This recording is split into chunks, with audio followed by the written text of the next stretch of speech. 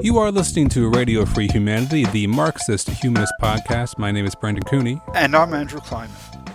On this podcast, we are pleased to welcome journalist Bill Weinberg. The three of us will be discussing Noam Chomsky's position on the war in Ukraine, Syria, and the famous Chomsky rule. To hear more episodes of Radio Free Humanity, to read more about the issues discussed, or to join in the conversation, please visit Marxist-Humanist-Initiative.org. You can also make a donation to the podcast there on the website. While our podcast is hosted by MHI, the views expressed by the co-hosts and guests of Radio Free Humanity are their own.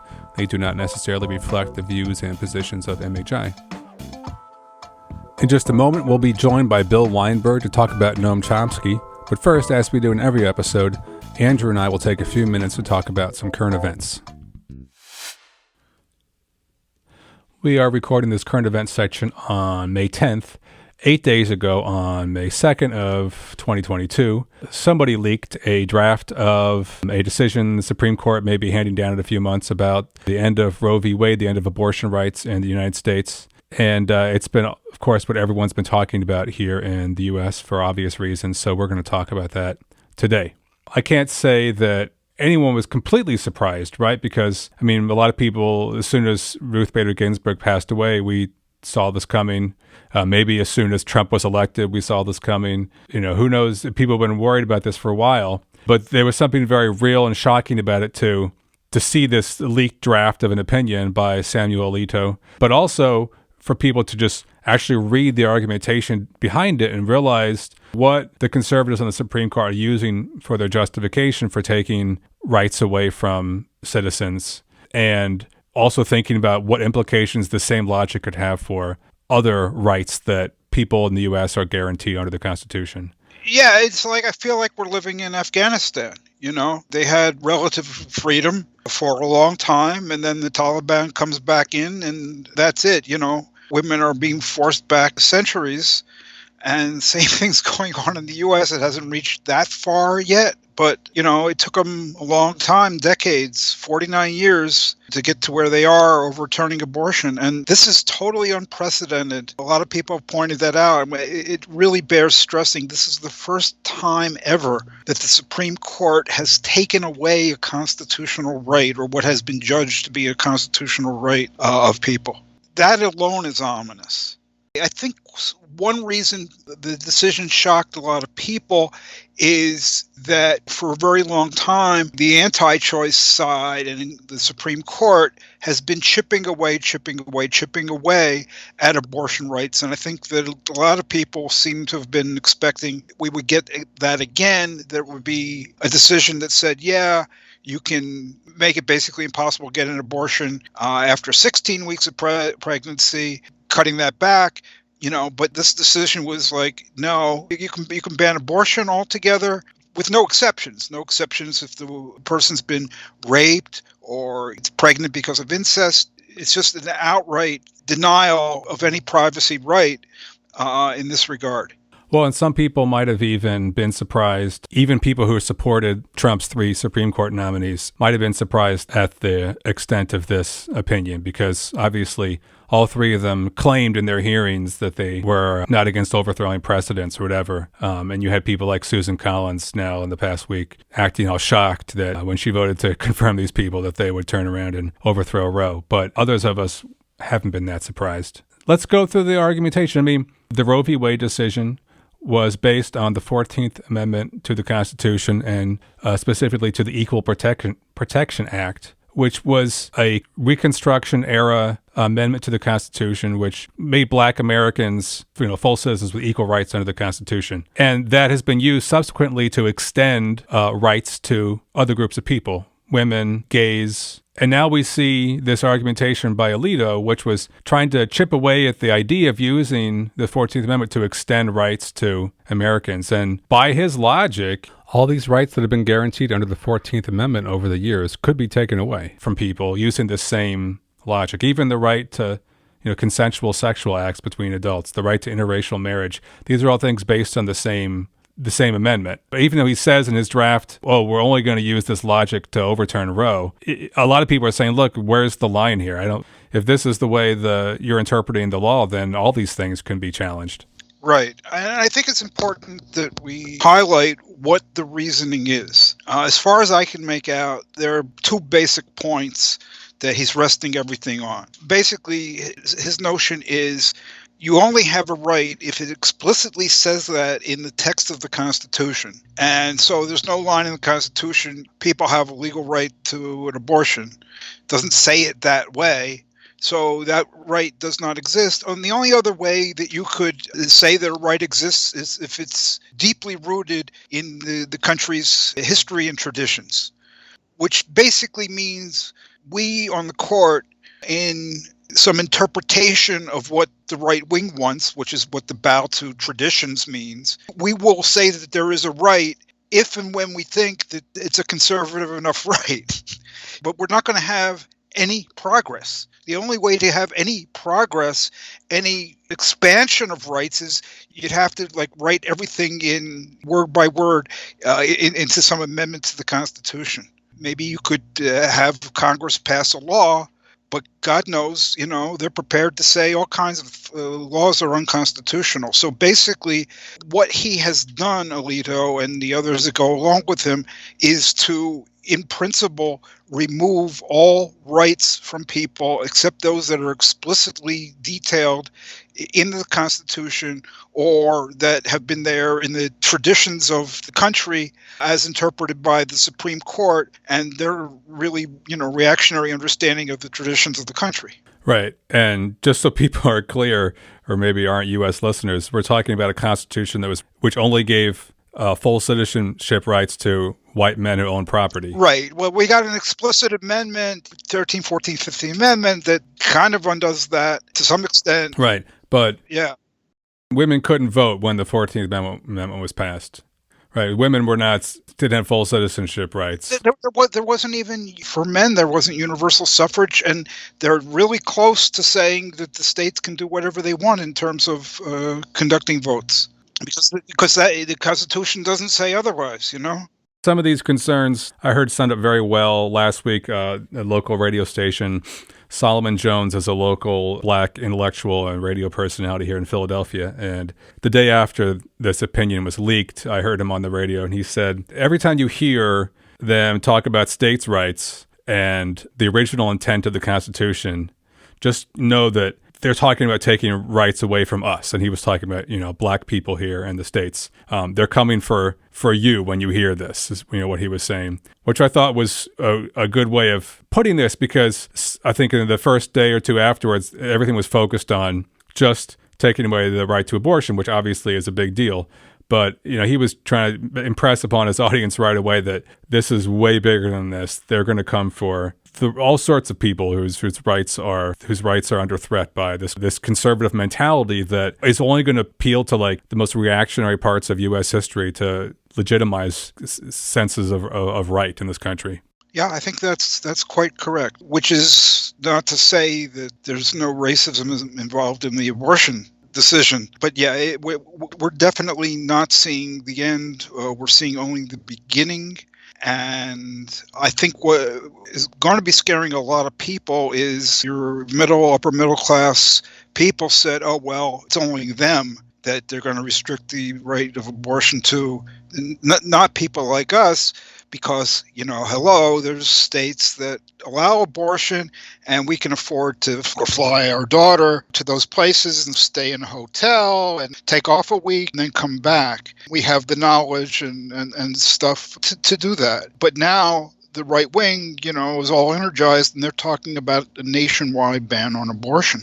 So the only way, you'd have to leave the country, and that's just not feasible for that many people. I mean, it's a big deal. So there might be more pushback unless these people can tamp down what they're driving for, at least in an immediate sense.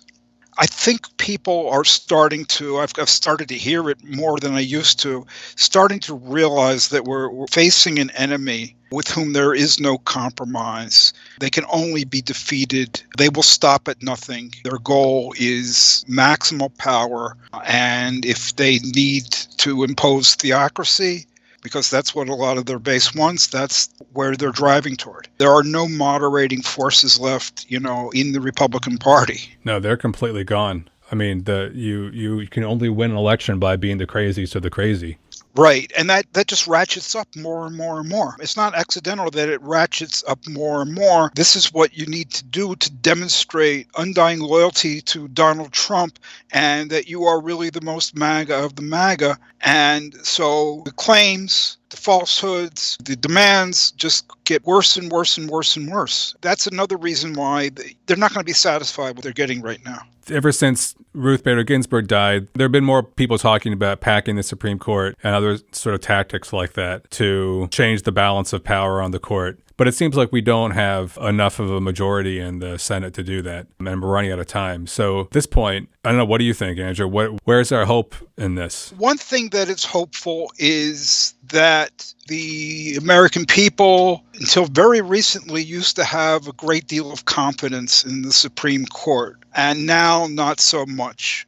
And it's becoming a mainstream trope that it's completely politicized, the court is. It's just a tool of the right wing. These people have been lying to us for a very long time when they said that they would go by stare decisis or respect longstanding precedent of 49 years on abortion rights. Whatever the original decision was, it's locked in because it's been there for a long time. And again, the Republican nominees to the court have either danced around it or said, yeah, we respect precedent, and we're basically gave people reason to assume that they would respect precedent in this case, and they just blew that off. So everybody is realizing that this is a complete sham. A Yahoo News YouGov poll just came out today comparing right after Ruth Bader Ginsburg died in September 2020 and right after the leak came out. You originally had, a year and a half ago, 70% of the population said it had a lot or some confidence in the Supreme Court. That's down to 51%. You had 30% saying they had little or no confidence, and now that's up to 50%. And that's just in the space of 20 months. And the share of the populace that said it has no confidence in the Supreme Court, which is, of course, the correct way to think about it, that went up from 7 to 26. And that's a really big jump, of course, for such a short period of time. So to the extent that what the people care about and what matters, they're really eroding the basis of their power. The real question is, to what extent does their power anymore depend on any kind of popular legitimacy? If their side's able to win elections by rigging them, this might not matter. I think you're absolutely right. I mean, some people are saying, well, the problem the Democrats can't act is they've got the nominal 50 votes in the Senate, but they got the Republican wing of the Democratic Party, Manchin and so forth, a couple people. And so what they really need is a majority of 53 or 52, because that would give them a little cushion, and they could have 50 votes to overturn the filibuster, and that would allow them to pass a nationwide abortion protection, and that would allow them to, if necessary, enhance the Supreme Court, putting more people on it. I don't know. I mean, I really hope that what a lot of people around the Democratic Party are hoping, I hope it will come to pass, that this is finally the straw that broke the camel's back, and that people are now seeing this is not just a possibility in the future. The taking away of our rights is here and now, and that people won't come into the elections with a lot of concerns about this, that, and the other, inflation and COVID, this and that. But they'll make the taking away of abortion rights front and center, the issue. I don't know about that. I have great doubts that the Democratic Party can even make that front and center the issue in its own publicity, because they're so every which way. Can't say the battle is lost forever, right? There's still means of fighting back, but I don't think that there's any easy way out of this. It's going to be very, very long, protracted struggle. Well, that's all the time we have for this discussion. I'm sure we'll return to this topic more in future episodes. Up next, our conversation with Bill Weinberg about Noam Chomsky. We are recording this podcast on May 9th, and we are very pleased to welcome to our podcast Bill Weinberg, an author, journalist, and podcast host of his own. The three of us are going to be discussing Noam Chomsky's views on the war in Ukraine, and in the context of Chomsky's wider take on U.S. foreign policy and international affairs and the famous Chomsky rule. So Bill Weinberg is an award-winning 30-year veteran journalist in the field of human rights, indigenous peoples, drug policy, ecology, and war, as well as a blogger, podcaster, and general raconteur. Also a veteran of many activist struggles, he considers himself a pragmatic and anti-dogmatic anarchist. And Bill, your podcast is CountervVortex. That's also the name of one of your websites. My flagship website and podcast are CountervVortex, yes. And we will make sure we also link to your recent interview on this topic of Noam Chomsky. Or my recent rant, my recent podcast rant. Right, yeah. Well, it's great to have you on the podcast, Bill, so thank you for being here. I think it's going to be a great conversation. Yeah, welcome, Bill. You know, I'm Chomskying at the bit to do this episode. Bill, your CountervVortex rant podcast on Chomsky. At a certain point, you say, I've had it with Chomsky. But you've been on a dogged Chomsky watch for a long time now. You've been exposing and criticizing his actions and statements going way back. So what was it this time? What has he done lately that impelled you to make Against Chomsky the topic and title of a whole episode of your podcast?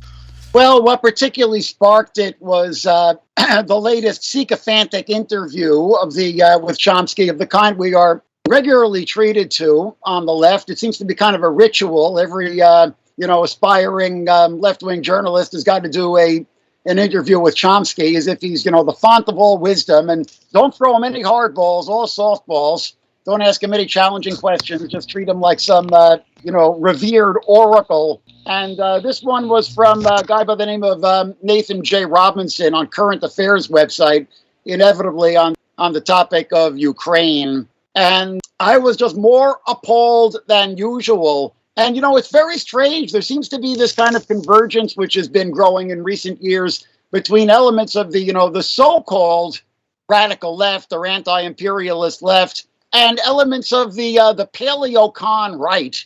The paleo-conservative, so-called pragmatic right, as opposed to the neocons who are very interventionist. Those like the old paleo-cons like Pat Buchanan and so on, who were kind of like isolationist. And Chomsky was plugging in the interview with him. He was plugging another interview which was done by Chas Freeman, who was kind of like, the great granddaddy of the Beltway paleo-con right, who believes in, quote unquote, stability under authoritarian regimes, as opposed to, that dreaded concept regime change, which the neocons were plugging now, going back a generation ago with the Iraq War. And this interview with Chas Freeman was actually conducted by Aaron Mate of the Gray Zone, which is organ of the pro-Kremlin right, of the pro-Kremlin pseudo-left, I would say, at this point. And Chomsky was essentially saying that, citing what Freeman had said, saying that, because Putin has got the nuke, we just have to, essentially roll over and give him whatever he wants. And that particularly that, there has to be some kind of a negotiated settlement, and particularly that Crimea is, quote unquote, off the table. In other words, that the Russian annexation of Crimea is a fait accompli. And interestingly, this happened immediately after the Crimean Tatars, who were, the Muslim and Turkic indigenous people of the Crimean Peninsula, who were forcibly relocated from their homeland into Siberia by Stalin in 1944, and were not allowed to return to their homeland in the Crimean Peninsula until after the Soviet Union fell. And finally, at that point, with the independence of Ukraine, they were able to establish local autonomy and a degree of freedom and so on. And of course, that was all, dramatically abrogated when Russia seized the Crimea in 2014. and their autonomous majlis, their autonomous parliament, which had been established and recognized as having, local jurisdictional autonomy under Ukrainian rule, was dissolved under Russian rule, and their leaders have been, arrested and persecuted and locked up in psychiatric hospitals and so on. So now their majlis has been in exile in the diaspora cybernetically, since it can no longer actually, meet in person in the Crimea, which is under Russian, illegal annexation. And, just a few weeks back, they had actually, in a cybernetic meeting of the Crimean Tatar Majlis, they had issued a statement demanding that, the first condition for any negotiations between Russia and Ukraine to end the war has got to be a return of the Crimean Peninsula to Ukraine rule. And here is, without even mentioning any of this, without even acknowledging the existence of the Crimean Tatars, here is Chomsky, lecturing to the Ukrainians that Crimea is off the table and that, the Russian annexation of the Crimean Peninsula is going to have to be accepted because Putin has got the nuke and he might use it if he gets too pissed off. So, to my mind, this is wrong on so many levels. It is, a capitulation to Russian neo-imperialism and expansionism and annexationism, and, Putin's attempts to rebuild the Russian Empire. It's legitimizing nuclear threats and incentivizing every, would-be expansionist or imperialist out there who wants to annex territory and threaten his neighbors to, get the nuke. And, incentivizing nuclear threats and having the nuclear warheads and missiles to back up the threats. And it's disincentivizing nuclear disarmament. When the Soviet Union collapsed in 1991, there was something like 2,000 nuclear warheads which were left on Ukraine's territory. And Ukraine actually gave them up. It became, one of the only countries on Earth. I think that only Ukraine and South Africa are the only countries on Earth. Or also at that same time, Kazakhstan and Belarus. So, and it actually gave up the nuclear weapons which were on its territory in exchange under an actual, codified agreement, which was signed by Russia and the United States and Great Britain, the so-called Budapest Memorandum of 1994, in which it was agreed that there would be assurances for Ukraine's security, that its sovereignty and that its borders would be recognized. And that, the world community would come to its aid if it was threatened. And that has been completely abrogated ever since 2014, when Putin seized the Crimea and seized the Donbass region. And there have been, just these weak token sanctions on Russia. Europe has been continuing to buy his hydrocarbons to the tune of $1 billion a day, funding his war machine ever since then. So, telling, Chomsky, the supposed anti-imperialist and peacenik, telling the Ukrainians that they have to give up the Crimea, that it's off the table, not only incentivizing nuclear threats and nuclear stockpiling, it's disincentivizing nuclear disarmament. It's telling every country out there which has got nuclear weapons now, don't give up your nuclear weapons ever. It's a fatal mistake. You'll be overrun by your enemies. So, this to me was just the last straw. I mean, there are legitimate reasons to oppose a no-fly zone, which was something else Chomsky was speaking out against in that interview. There's legitimate reasons to oppose a no-fly zone. There are real risks involved in a no-fly zone, which should be acknowledged. But there's also real risks in acquiescing to Putin's aggression. And we should acknowledge those risks as well. And certainly, just speaking for myself here, I absolutely think that there should be a complete economic embargo on Russia, and that there should be a complete cold turkey cutoff of all of its, all the hydrocarbons that particularly Europe, has been buying from Russia. It's absolutely criminal that the rest of the world is continuing to fund his war machine while he is, escalating to genocide in Ukraine. There, that was another rant. Sorry. Well, it was a well-said rant. I think regular listeners will recognize some common themes with things we've discussed in recent episodes about Ukraine. One thing that amazes me about Chomsky's position is this naivete to think that Putin is going to want or accept some kind of negotiated settlement where Ukraine is just neutral and Russia just gets some Ukrainian territory, where Putin said at the very start of this invasion that he didn't believe in Ukrainian statehood and that he wanted the whole thing. And I've seen no evidence that the Russians are interested in some sort of negotiated settlement. So this naivete from Chomsky, where he just seems to blame the U.S. or the West for not trying to negotiate, I just don't understand how he can back that up. Right. I mean, I'll also point out, if I may, that upon independence from the Soviet Union in 1991, Ukraine declared its neutrality. So we should be examining how did Ukraine go from declaring its neutrality in 1991 to actually codifying in its constitution in 2019 its aspiration to join NATO. And that has something to do with all of the threats and saber rattling and subversion campaigns by Russia, really going back almost 20 years ago with the so-called Orange Revolution, whittling away at Ukraine's sovereign territory beginning in 2014. That's how Ukraine went from abandoning its position of neutrality to actually codifying its aspiration to join NATO in its constitution. So, rewarding this kind of Russian behavior is completely counterproductive to the cause of Ukrainian neutrality. Listeners will know that Bill is certainly not alone in his outrage over Chomsky's interventions in Putin's war against the Ukrainian people.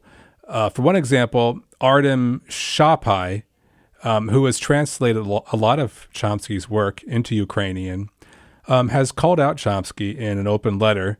This was early on in the war, well before the wholesale slaughter of civilians in Bucha and Mariupol.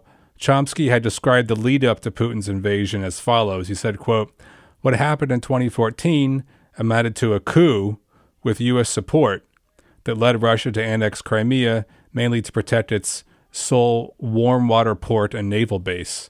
And Shapai responded, quote, "When you're being bombed, when you're thinking of ways to evacuate your kids, you have a different perspective than when you're sitting cozy in an office somewhere in Arizona," like Chomsky he's insinuating. "I beg you to listen to the local voices here on the ground, not some sages sitting at the center of global power. Please start your analysis with the suffering of millions of people rather than geopolitical chess moves. Start with the columns of refugees, people with their kids, their elders, and their pets. Start with those kids in cancer hospitals in Kyiv who are now in bomb shelters missing their chemotherapy." End quote. So I guess I have two questions about this. First, about begging Chomsky to listen to the voices on the ground and to start his analysis with their concerns instead of with geopolitical chess moves. Isn't this like begging a leopard to change its spots? Could Chomsky possibly view the world in terms of the struggle between the rulers and the ruled, instead of as a struggle between great powers? For instance, could he possibly begin to understand the war as the Putin regime versus the Ukrainian people, not Russia versus the U.S., without ceasing to be Noam Chomsky? He's been kind of a one-trick pony for a very, very, very long time. I mean, I'll give him creds for being extremely prolific. He certainly gets out a lot of books, but they're kind of all saying the same thing over and over and over again. He's marshaling new facts in defense of his point, but, his only point has ever been the U.S. is an imperialist monster and the Western media have a double standard, which really is kind of obvious. I'm really not quite sure why that point needs to be hammered home again and again and again incessantly, for how many years has it been since the new Mandarins came out? Was it 1969? Yeah, and it's a point I think you said on your podcast rant, Bill, that's a point that you figured out on your own when you were a teenager, right? Yeah, I was still an adolescent when I figured that out, yes. I mean, it's always good to have more factual ammunition at your disposal, and I give Chomsky credit for, amassing an awful lot of it, but at a certain point, you have to go on to the next lesson. At a certain point, you have to start asking the next question. Fixating on this one point, just leads you ultimately into a rather distorted view of reality, because you aren't getting a full picture of what's going on in the world if you're focusing exclusively on the evils of one imperial power, especially if we're going into, a so-called multipolar world, as, we're all supposed to accept. Well, fine. I'm perfectly happy to see, the decline of the relative power of U.S. imperialism, absolutely. But, accepting a multipolar world necessarily must entail a critique of the other poles, as opposed to, continuing to maintain this very narrow monomaniacal focus exclusively on, the evils of one pole, just because it happens to be the pole, so to speak, under which we live. Yeah, so I mean, this is to me the core issue. Okay, so Chomsky's making a point. It's not wrong. He makes it again and again and again and again and again, never getting to the next point, right? As you said, what is preventing him from getting to the next point? What is preventing him from not providing a distorted and one-sided view of the world? What is the basis for overcoming this kind of thing? I mean, I realize not with Noam Chomsky, he's too far gone, but other people listening to this might be experiencing certain blockages, and you say don't go there. How do people avoid going down that Chomsky path? By listening to the people on the ground, certainly, as Artem Shapai just exhorted us, listening to the voices on the ground, the voices of civil society and the grassroots in the countries we're talking about, rather than, figures like Chas Freeman or Noam Chomsky, for that matter, or these, respected old farts, if you'll forgive me. So, and in terms of, the psychological dynamic, which may be at work here, we've all been so indoctrinated, perhaps the current generation a little bit less than Chomsky's generation, but we've all been so indoctrinated in American exceptionalism, and America stands for freedom. I don't even like to use the word America. I try to call it the United States because it's less evocative and it's more accurate. America stretches from Tierra del Fuego to the Yukon territory. But, we've all been so indoctrinated that, the United States of America, stands for freedom and save the world from the Nazis and from communism. And we're this uniquely predestined country to lead the world to freedom, blah, blah, blah, blah, blah. So we've all been so indoctrinated in that. And at a certain point, you realize that it's, dangerous bullshit. And there's a certain natural tendency to just kind of flip it on its head and to view the United States as uniquely evil. And, which in a certain sense it was back during the period of the unipolar world, only because it was the biggest bully around.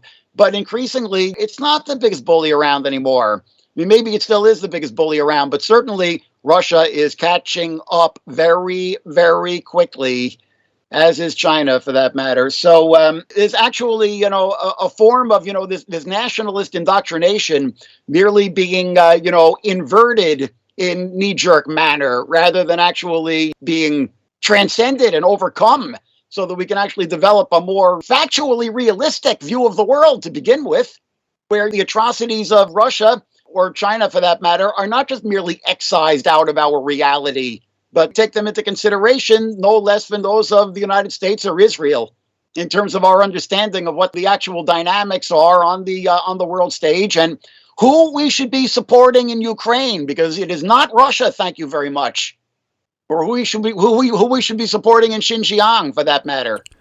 Yeah, and without this perspective of voices from below, of voices who are being oppressed, he's really stuck where in this situation where he can't even accept criticism of Putin or Assad or someone who isn't the U.S. or the West, because to do that would be to undermine his own position of seeing the U.S. as the enemy. So he gets stuck in this place where he feels like it would be like giving something up to his brand or to his position if he were to just allow some criticism of other people. Yeah, I think that is part of the core. At some point, Noam Chomsky must have developed this view of international relations that styles itself as realism, like Mearsheimer and other people who said really horrible things going way back. Way back in 2014, Mearsheimer was talking about neutralizing Ukraine and giving Crimea to Putin and all of this. And the basic view of the world, and he's come out with it again recently, is, look, there are great powers. And if you are, in the sphere of influence of great power, well, tough luck. You don't count. And hey, that's just the way the world is. And when a right-winger tells me that's just the way the world is, I say, go screw yourself. When a left-winger bows to that kind of view of the world, like this is the way the world is, I say, I don't like the way the world is. I didn't think you do either. But the moment you accept that, you're down the road of choosing between one great power that's imperialist and another great power that's imperialist. And what we've got to do is break from that servitude.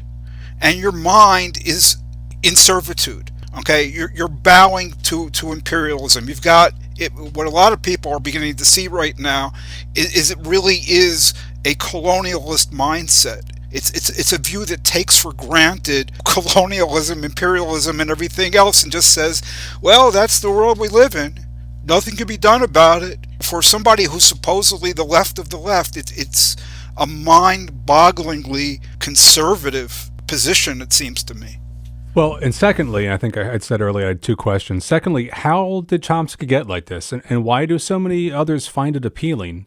After all, privileging actions of the rulers, even when it's just your analysis that privileges them, it puts the rulers in the front and center, and it doesn't really easily fit with anarchism, right? It's definitely antithetical to any genuine Marxism. Well, it's absolutely antithetical to anarchism.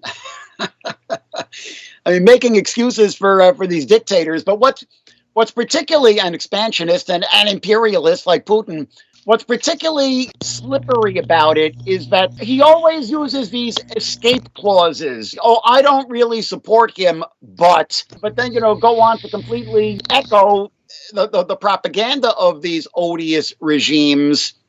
I'm going to point to one thing I've been, harping about a lot on because it was another really egregious example. Going back to April 2017 with the Khan Sheikhun chemical attack in northern Syria, where Chomsky on Democracy Now!, being interviewed by Amy Goodman, was, hypothesizing about all of the so-called false flag attack, the false flag theory, that the attack hadn't actually been carried out by the Assad regime. It had been carried out by the rebels as a provocation, which is absolutely baseless and a betrayal of the victims of genocide on the ground in Syria, and been utterly repudiated by the United Nations Organization for the Prohibition of Chemical Weapons, as well as every bona fide human rights group which has looked into the matter. And, the only reason you can get away with saying this is because, you're not really paying attention to what's going on in Syria. You don't know there have been literally hundreds of chemical attacks carried out in Syria over the course of the war. So, the notion that the rebels have got a limitless supply of poisonous gas, but they only ever use it against themselves, is absolutely implausible. So in this interview, but where he was airing all of these false flag theories, he's careful to say it's plausible that it was the Syrian government, quote unquote. That's a direct quote. And then, he prefaces that with, going on to say that it's actually not so obvious, again, quote unquote, not so obvious why the Assad regime would have carried out a chemical attack, blah, blah, blah, blah, blah. And then, later on, he characterizes the Assad regime as a murderous and brutal regime, quote unquote. But, but the entire, central point that he's arguing here is that the Assad regime did not use chemical weapons at Khan Sheikhun, but that the rebels did it to their own people as a provocation. What's particularly dangerous about this is that, unlike the really overt so-called tanky factions like we've got here in New York, like International Answer, which is literally marched with portraits of Bashar Assad, Chomsky is using more the soft sell slippery approach where, he pays his lip service to the notion that the Assad regime is a, quote, murderous, brutal regime, end quote. Newbies who are listening to this on Democracy Now! Will think to themselves, well, this guy isn't, he's not all that bad. He recognizes that Assad is a no-good-nick, but then that'll sort of be the sugar coating on the bitter pill of all of this conspiracy theory wackiness about how, no, the chemical attacks are really all, quote-unquote, false flag attacks. And he doesn't actually use that word. He doesn't actually use the term false flag attack, but it's entirely 100% the thrust of his argument. Yeah, I think Deborah Lipstadt, the historian, who's fought the Holocaust denial, kind of successfully. She has a really helpful category. She talks about the hardcore deniers, those who say the Holocaust didn't happen. And then she says, but that's not all there is to denial. There's also the softcore deniers. And those are the ones who don't actually come out and say, there was no Holocaust, but they minimize it, they engage in whataboutism and whatever. And her point is that aids the denialism. And I think that is a really useful perspective when we try to understand the phenomenon of denial and so forth. What is it that people are saying, and who is it helping, and how is it helping? It's what they call, entryism. Chomsky is kind of like, in some ways, serving as the thin end of the wedge. People who are just coming up now and, sort of been conditioned into treating Chomsky as this font of wisdom, hear his sort of soft sell approach, and then he leads them to, Aaron Mate and the Gray Zone, who are like much more overtly shilling for the Assad dictatorship. I find it unbelievable to reconcile this great power-centered view of the world with anarchism, which is supposedly all about, masses of people, fighting on the ground. How does this come about? My little matchbox analysis is that, it's inverted nationalism in thinking that you've actually overcome, American patriotism and all of the indoctrination that we got in elementary school and the Pledge of Allegiance and all that. You haven't really overcome it. You've just flipped it upside down, where instead of the U.S. being, uniquely good, the U.S. is uniquely evil. But it's still a completely U.S.-centric view of the world. It's still, completely viewing the world through the prism exclusively of U.S. power. I call it imperial narcissism, where, you think you've overcome U.S. Imperialist indoctrination, but really you're still using it as the prism through which you view the world. If they're really concerned with social revolution, ground up struggle, resistance from the ground up, if that is really their perspective, I guess you're right. They could think that they're fighting the ruling class by opposing the U.S. It looks to me like they're fighting one part of the ruling class in the service of another part of the ruling class. Hey, we're going to return to this conversation in just a moment, but first, as we do in every episode, we're going to take just a few minutes to hear from Andrew Clark, Organizational Secretary of Marxist-Humanist Initiative, the organization which sponsors this podcast.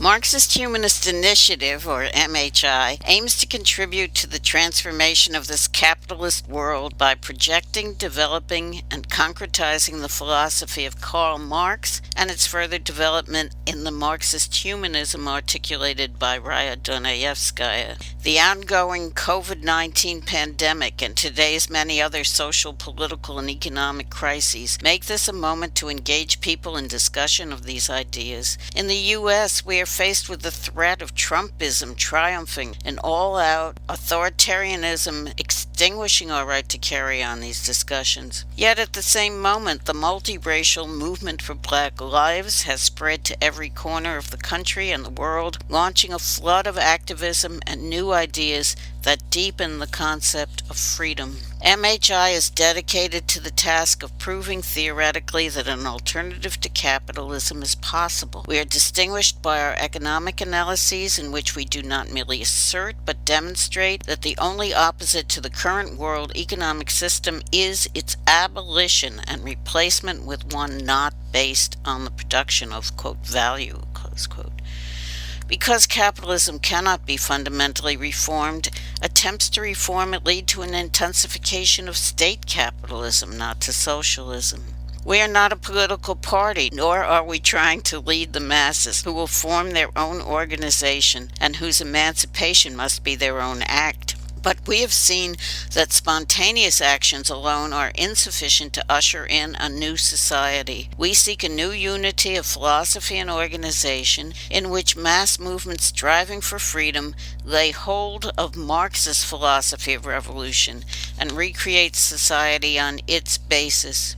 Our ideas and actions, as well as our structure and rules, are guided by the interests of working people and freedom movements of people of color, LGBTQ people, other minorities, women, youth, and all those around the world who are struggling for self-determination in order to freely develop their own human natures. We have no interests separate and apart from theirs. To this end, we open our website to the widest possible dialogue with people around the world. We intend to practice as well as espouse a two-way road between our organization and people outside it as essential to developing a single dialectic in the relationship of theory to practice, and as the way to assure the survival of Marxist-Humanism. Please join us.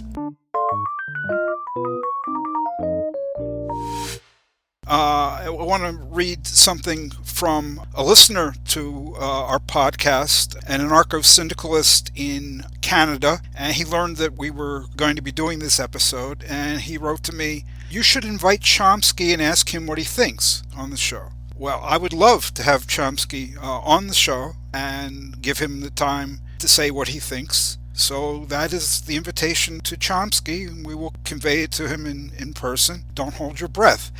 Right, in your recent podcast, Bill, your rant, you showed in excruciating detail that Chomsky's statements about Putin's war against Ukraine are not like some one-off thing, and you've been talking somewhat about that thus far, in our discussion today, and there's certainly not a temporary slip of the tongue, and I think it's fair to say that your view, Bill, is that Chomsky has been betraying common people and their struggles for a very long time? Yeah, well, I really first became aware of this tendency in all the controversies over Bosnia going back a generation now. Can you actually begin from the beginning, though?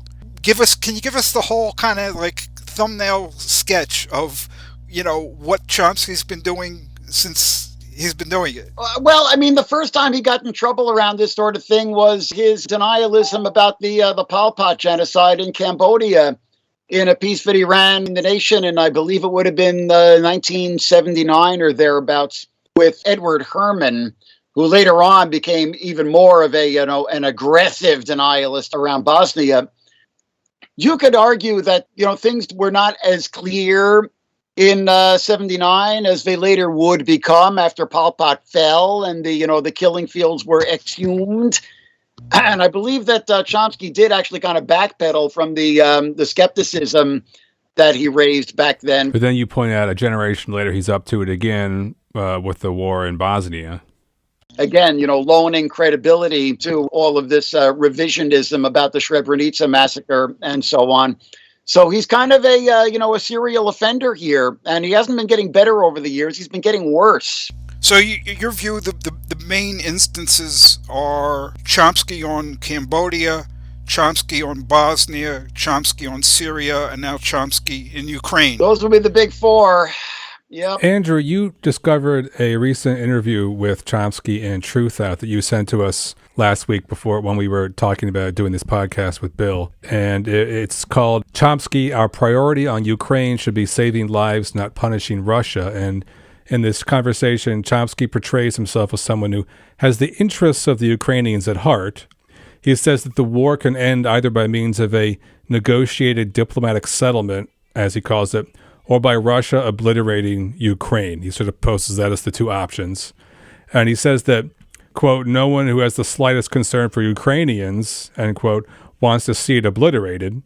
But he suggests that respected voices in the mainstream, as he calls them, that want Ukraine to win the war, take that position because they don't have this concern of Ukrainians in their minds, that their only concern is to punish Russia to the last Ukrainian. And it's a phrase he uses over and over again in the article. He keeps referring to the two sides as basically Putin, this is obligatory genuflection and says Putin's bad, but then everyone else is just people who want to punish Russia at the expense of the Ukrainian people. So, what do you think about this framing of the issue? And also, is there anything else in the article that caught your attention? Well, I'm just going to briefly say that it's just disgusting to hear him, talking over the Ukrainians, feigning concern for the Ukrainians while not actually listening to any Ukrainian voices whatsoever. That isn't how the Ukrainians are talking. Damn straight. I mean, he makes this like this is the U.S. These are the neocon warmongers, and they're whipping this up as if the Ukrainians aren't valiantly, heroically fighting for their self-determination with blood. You know, who is at the forefront of the struggle? It's not Joe Biden. The forefront of the struggle, that's the Ukrainian people backing the Zelensky government. They're desperate. They're calling for more arms. This idea that this is some scheme of the United States to push Ukraine, and it just boggles the mind. There's not a shred of truth to this whatsoever. You know, and Chomsky says, oh, they want to fight to the last Ukrainian. You know, these warmongers, they want to punish Russia to the last Ukrainian. Noam Chomsky wants to sell out Ukraine to the last Ukrainian. But I'll tell you, I think another thing that was very interesting, you might want to expand on this, Brendan, is Chomsky he seems rather shaken or very defensive about his whataboutism. Yeah, I was going to bring up the whataboutism thing because multiple times in the article, he characterizes his argument as whataboutism, but in a way that sort of sounds like he's trying to preemptively dismiss the criticism of whataboutism, but he doesn't actually deal with the criticism. It's like he's just saying, I know people will say it's a logical fallacy, but I will say it anyway. As if just acknowledging the fact that you're committing a fallacy is all you have to do to defend yourself when you make a logical fallacy. But it happens over and over again. He's like, people will say it's whataboutism, but let's talk about the U.S. and Vietnam, as if that has anything to do with the war in Ukraine right now. But it's like the only way he knows how to discuss anything in international affairs is to like default to listing bad things the U.S. has done throughout history. His framework can't even like break out of that sort of whataboutist way of discussing events. But I thought it was very amusing that he kept acknowledging the problem, but then didn't actually address it at all. Yeah, he does something else that's kind of similar. It's like, as you mentioned, he says more than I think is typical from him, you know, saying Putin's a monster and, you know, his regime is horrible and yeah, this is... But he says, I'm going to say this, even though people in the global south who are outside the reach of U.S. propaganda, they're going to see this as terribly hypocritical on my part. Yeah, you know, he pulls that, yeah. For instance, those outside of the reach of the U.S. propaganda system will be appalled by the hypocrisy, but that's not reason not to welcome the highly selective exposure of war crimes. So he's calling out war crimes by the Russians, and it's like, okay, that's really highly selective on my part to even say anything about it, and yeah, I mean, it's hypocritical, but, you know, what can we do? There's another element here. We kind of touched on it earlier in this podcast. It's this presumption by Chomsky that the way to stop the killing, the way to save lives, is to capitulate to Putin, or, you know, to negotiate with him somewhat on his terms. Or completely on his terms. You know, if you're saying that Crimea is off the table, in what sense is it not on Putin's terms? Of course. And in your rant, Bill, you raised an interesting historical parallel to what happened prior to World War II. Yeah, well, Crimea smells an awful lot like Sudetenland to me. And for those of us, who's almost everybody nowadays, who does not remember that, you want to spell that out a bit? Well, I mean, it was the same basic strategy where Hitler grabbed the Sudetenland from Czechoslovakia because it was primarily ethnically German and the people there supposedly wanted to unify with Germany anyway. And the international community, you know, Neville Chamberlain and that crew, accepted this on the hopes that Hitler would be appeased. Well, gee, that worked out really great, didn't it? So right. There's a certain sense of deja vu to the whole thing, I would say. So Hitler really only wanted, you know, the Donbass region of Czechoslovakia because of his legitimate security concerns. And if we give him that, everything's going to be hunky-dory. That was the deluded thinking at the time, yes, and it didn't work out very well. Yeah, a few people have seen this. We had Roni Hensman on the podcast, and she just said, look, appeasement doesn't work, and the whole history since 2014 up to the present in Ukraine shows us that appeasing Putin hasn't worked and isn't going to work. And it's kind of strange that at this moment, after, 8 years of appeasement, we're being told the solution is appeasement.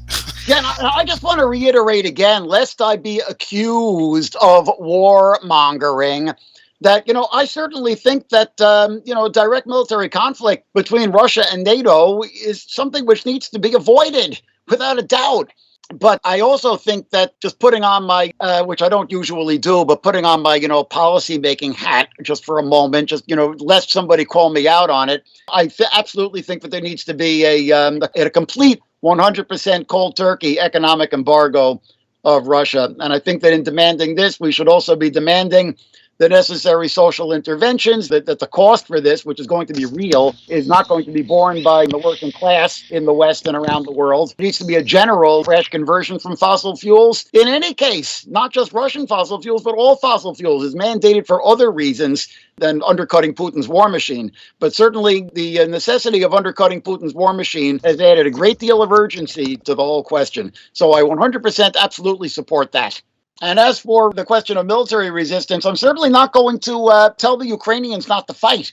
I 100% support the right to armed self-defense. And the Ukrainians are fighting for their national survival now, nothing less, and perhaps their physical survival, because certainly Putin appears to be escalating to genocide. And the recent rhetoric to come out of the Kremlin and Russian state media is increasing, very much exterminationist, calling for the quote-unquote annihilation of Ukraine and so on. I mean, it's quite frightening.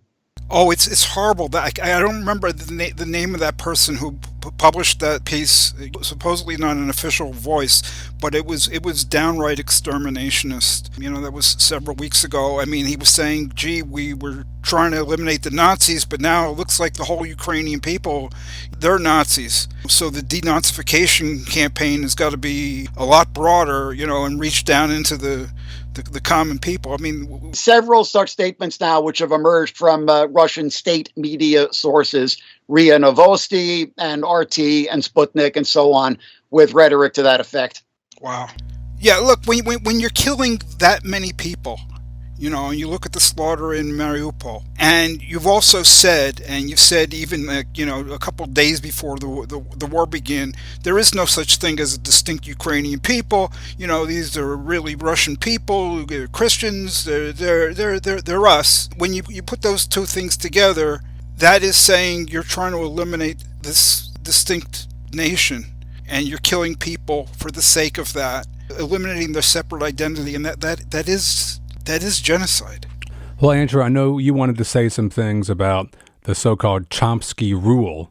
So why don't you lay that out for us now, and then we can discuss. Yeah, I'll do it rather briefly, and I want to just emphasize what I'm trying to do here. Okay. Bill, toward the end of your podcast on Chomsky, you say that all of Chomsky's errors, as you charitably labeled them, quote, can be traced back to the analytical and ultimately the moral and intellectual distortions of the so-called Chomsky rule. And you referenced that at the beginning discussion today. I agree with you, actually, about the importance of this so-called Chomsky rule in the whole scheme of things. And it's so important that I'd like us to discuss it at some length here. But first, I want to analyze it a bit. And the reason I want to analyze it is because I think that Chomsky's reasoning is extremely dicey, and in fact so dicey that I doubt that many of Chomsky's fans think the Chomsky rule is a good argument. They can say they like the Chomsky rule, but I don't think it's because of the quality of the arguments. So I want to analyze it, not because I think that by analyzing it we're going to turn people away from the Chomsky rule, but in order that we can open up a real discussion of the real basis of appeal of the Chomsky rule. What I'm trying to say is this: if his reasoning is as questionable as I think it is, then the actual reasons he and his devotees embrace the rule probably has very little to do with the nuts and bolts of the arguments. And it's more likely that people embrace the Chomsky rule for other reasons, and in that the rule serves other purposes rather than sound ethical justification. So what I want to do is ultimately to get to the real bases for the appeal of the Chomsky rule without being distracted by the dicey argumentation that it gets wrapped up in. First, let me read the canonical version of the rule, which was published first in a 1986 book of Chomsky's. He said, My own concern is primarily the terror and violence carried out by my own state, for two reasons. For one thing, because it happens to be the larger component of international violence, but also for a much more important reason than that. Namely, we can do something about it. So even if the US was responsible for 2% of the violence in the world instead of the majority of it, it would be that 2% I would be primarily responsible for. And that is a simple ethical judgment. That is, the ethical value of one's actions depends on their anticipated and predictable consequences. End quote. Okay, here's my analysis. First of all, Chomsky's making two distinct arguments. One's this larger components argument. Chomsky says he's right to be primarily concerned with terror and violence of the US state because that's the larger component. That's a factual claim. Question: is it factually correct? Is there some way to measure the largeness and smallness of terror and violence? And if you have a way, is that the only correct way to measure it? Also, Chomsky is implicitly claiming that we should be most concerned with who does the most violence, the larger component. Why? Should that be our major concern in every context? What if, for instance, the violence here and now is coming from elsewhere? Shouldn't we be concerned with what's here and now? Okay, Chomsky's other argument is this do something about argument. He says that he's right to be primarily concerned with the actions of the US because we should be concerned about things we can do something about. This is like we all the way home. We has a very narrow meaning here. It refers to the citizens or residents of a country and to nothing else. Only by defining we in that way can you get to the conclusion that Chomsky should be primarily concerned about the actions of the US, which he calls my own state. But why should we be understood in this nationalist way? Why is place of residence or national identity the only basis for deciding who we are? Instead of like the progressive people around the world as we, right? Okay, now despite what Chomsky says, this do something about argument is not just a simple ethical judgment. His claim that we should primarily be concerned with the actions of our own state because we can do something about them, that's an implicit factual claim. That we cannot do anything about the actions of foreign states and non-state actors. Is that factually correct? Always? He goes on to claim that we are primarily responsible for the actions of our own state. Why? As he makes clear, the basis for that conclusion is this factual claim that we can't do anything about actions of foreign states and non-state actors, that implicit claim. And now, if that's not correct, then Chomsky is left with no justification for his conclusion about what we're primarily responsible for. If we can do something about foreign states, etc., then we've got responsibility for that. So is there some other justification? Chomsky doesn't give one. If so, is there one? What is it? Okay, so finally Chomsky says the ethical value of one's actions depends on their anticipated and predictable consequences. And he suggests that this is a sum up of his whole do something about argument. I don't think it sums it up. It leaves out the nation-centered, nationalistic elements of the do something about argument, and it's also introducing something additional. The claim that what makes an action ethical or unethical are its, quote, anticipated and predictable consequences. Nothing else matters, like whether the action adheres to an ethical or political principle. Okay, now that's just a claim that, he can make, but it's clearly debatable. In part, it's debatable because we often can't accurately anticipate or predict all of the consequences of our actions. Okay, as I see it, that's the reasoning involved in the Chomsky rule, as best as I can make out. And as I said, I think this reasoning is so dicey that the people who embrace it don't do so because they think that these arguments provide sound ethical justification. It likely appeals to them for other reasons and for other purposes it serves. And what I hope we can do is turn our attention to those things. So does anybody Have any thoughts about why this Chomsky rule has made it big and people discuss it and take it so seriously? What is really driving people? Because there's a kernel of truth to it. Okay. Which, and all powerful propaganda has got to have a certain element of truth. But to both pillars of the argument here, first, the larger components argument. When Chomsky first started making this argument back in 1969, there was some truth that, the U.S. was by far the larger component of global violence at that time, at the height of the war in Vietnam. Perhaps there was still some truth to it in 1986 when the statement that you quoted was made.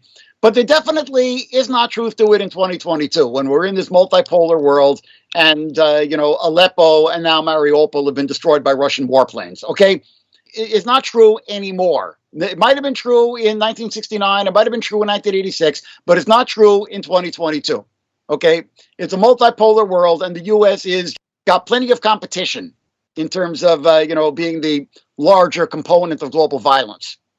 And again, failing to see that is where that's a part of the intellectual pathology that this so-called Chomsky rule that you're only supposed to criticize U.S. imperialism, it's a part of where it leads to a distorted view of the world. If you can't criticize and you can't talk about any other, crimes being committed by any other actor on the world stage, then, it's like out of sight, out of mind. It's like it's not happening. It's like the destruction of Aleppo didn't happen. The destruction of Mariupol didn't happen.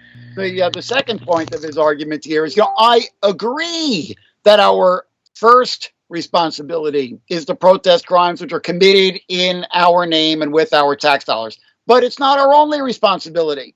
We have responsibilities as human beings and inhabitants of planet Earth, not merely as Americans. And the notion, for instance, that Putin doesn't care about international opinion immediately raises the question of why he expends so much money and effort in trying to shape it through organs such as RT and Sputnik. Of course, we have the ability to bring pressures beyond the borders of the country that we live in, and especially in the world of the internet and globalization and social media. So, that too, it's an argument that's got a certain kernel of truth, but it's outdated. It's not as true as it used to be. And, just the seizing on that one kernel of truth as, the only point that you're allowed to make leads to ultimately to a distorted view of reality. Well, I can certainly see the Chomsky rule appealing to people who are just find comfort in like a more simplistic view of the world and comfort in being able to just return to like the same explanation for everything and just kind of slot things into a simplistic framework. It definitely works well for Chomsky's branding, right? I mean, like consistent branding is just like hitting the same points over and over again and getting really good at those one or 2 points. That's kind of what he does well. But Andrew, I think you made a good case for explaining how the Chomsky rule has so many holes in it that it's hard to imagine that it just is like sustained itself by its intellectual integrity or sophistication. I mean, just this notion of only having responsibility to the extent that one can change something.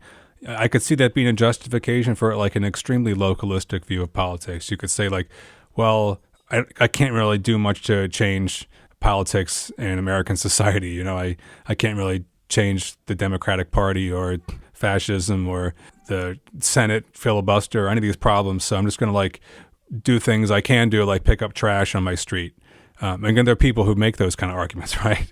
But like you're not going to have a philosophy of social change and revolution with that sort of perspective. Right. I mean, I'm less taken with the Chomsky rule than Bill is. I don't happen to... I kind of accept the larger component argument circa 1969, although I don't really know how you measure larger and smaller. But this idea that, primarily responsible for your actions in your own country, I don't see it that way. Here's what I think the actual kernel of truth is.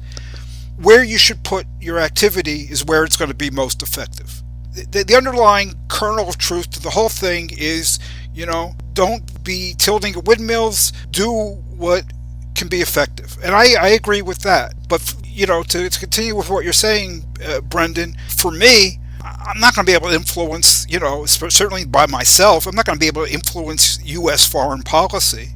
Where I think that I can be most effective is by, calling out these tendencies in the left that are impeding the left from being a force for freedom and human rights for everybody, and so that's what MHI does. That's what we do in this podcast. That's what I do. Is we think that we are well positioned and nobody else is doing it, or very few people are doing it.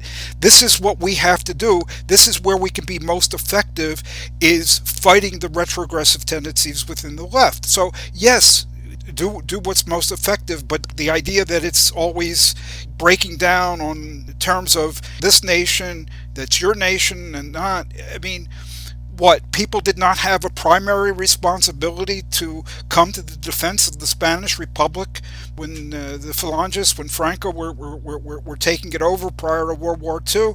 No. People said, we're internationalists. We're for freedom. We're fighting fascism. We're fighting Phalangism. And what did they do? They picked up, they left the United States, and they went to aid the Spanish Republic. That boggles my mind that in light of that experience, you could now have somebody who says he's an anarchist, and that Barcelona at that period, that's the model for him, that he could make this kind of argument, Chomsky. You got to be concerned just about my own nation.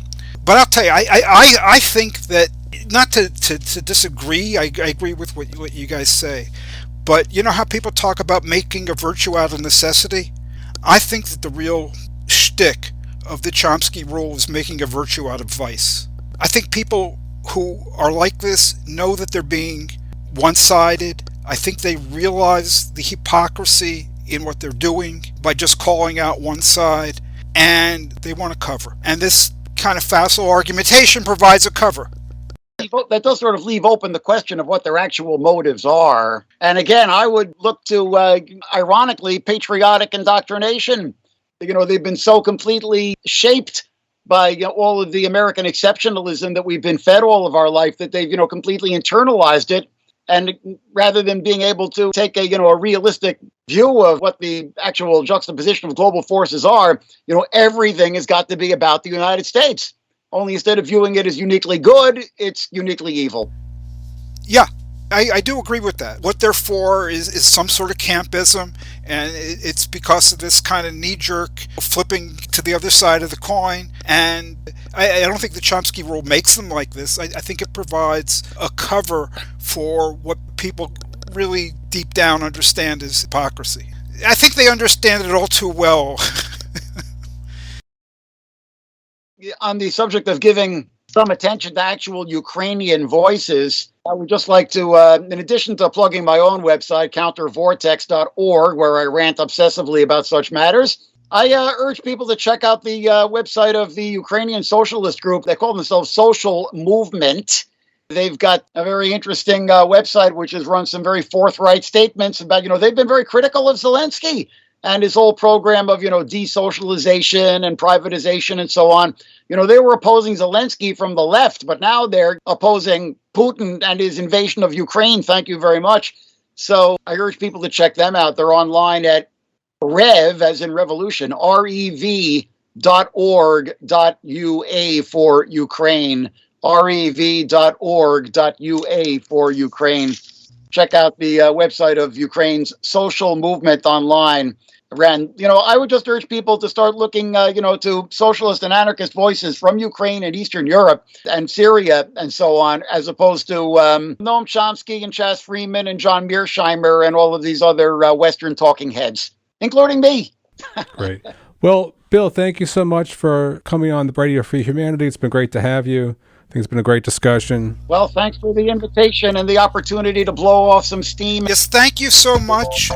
Hey, that's all the time we have for this episode of Radio Free Humanity. If you like the podcast, please do stop by Marxist-Humanist-Initiative.org to listen to other episodes and to read more about these issues and others. As always, if you like the podcast, we encourage you to write to us, to comment and rate the podcast, and of course to share with all your friends and enemies.